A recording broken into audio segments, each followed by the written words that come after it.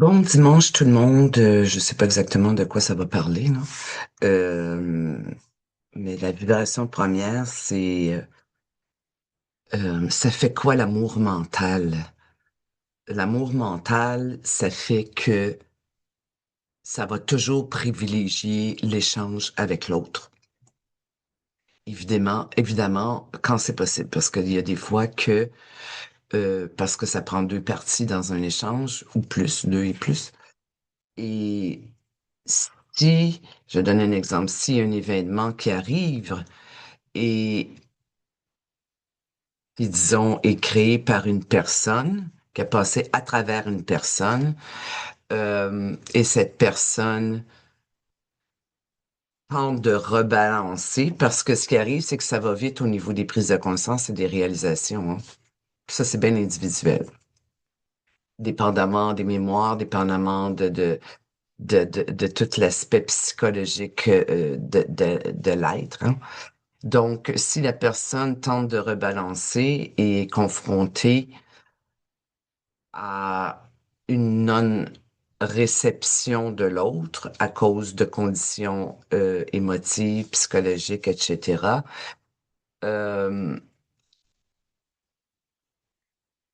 pour l'être conscient, sensible, c'est très difficile. Par contre, l'amour mental va être capable de voir l'enjeu qui se passe chez l'autre et de contenir ça et de jamais prendre ça personnel. Ça, c'est bien, bien important.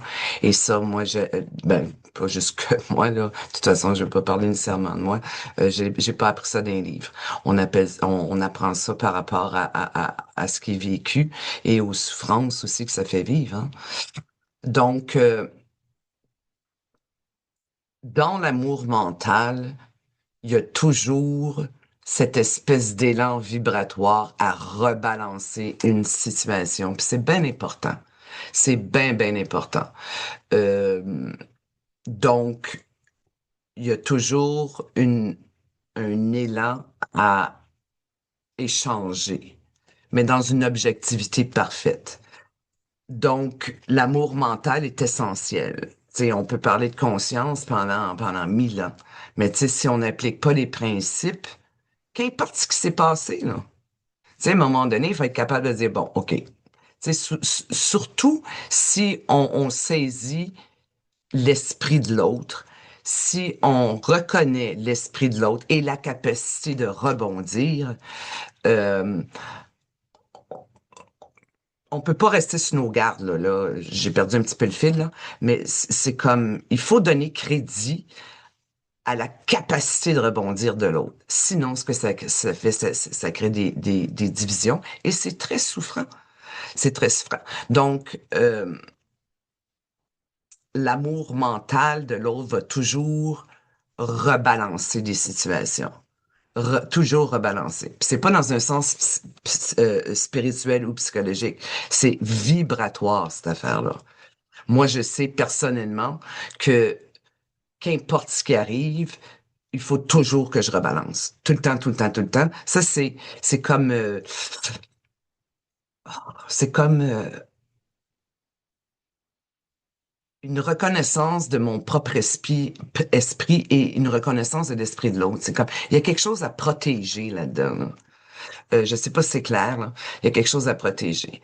Et c'est dommage que dans certaines situations, c'est pas possible de le faire.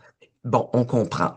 Puis l'amour mental va toujours être à quelque part patient, sans attendre, sans avoir d'agenda.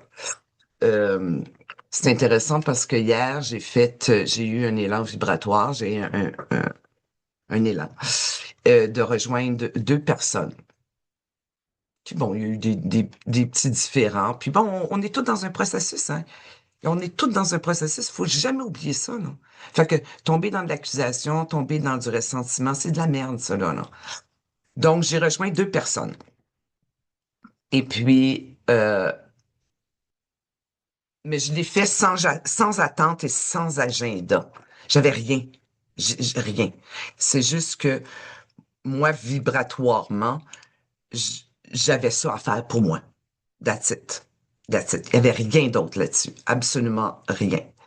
Et puis, c'est intéressant d'observer que, euh, bon, une personne n'a pas répondu, puis c'est correct, là. Comme je dis, c'est ça, il n'y avait pas d'agenda. Et l'autre, instantanément, ben, enfin, le lendemain matin, a répondu avec une ouverture d'esprit. Donc, c'est intéressant de voir euh, comment ça se passe quand il y a réellement un amour mental. Donc, une reconnaissance en soi puis en l'autre de la capacité de passer outre certaines choses. Parce il y a eu des intégrations, parce qu'il y a eu des réalisations personnelles. Alors, voilà ce matin, probablement qu'il y a encore beaucoup de choses à dire là-dessus, mais je trouve ça important. Pour moi, ça poussait ce matin-là de parler de ça. Euh, voilà. Alors sur ce, ben, je vous souhaite une belle journée et puis on verra la suite. Salut.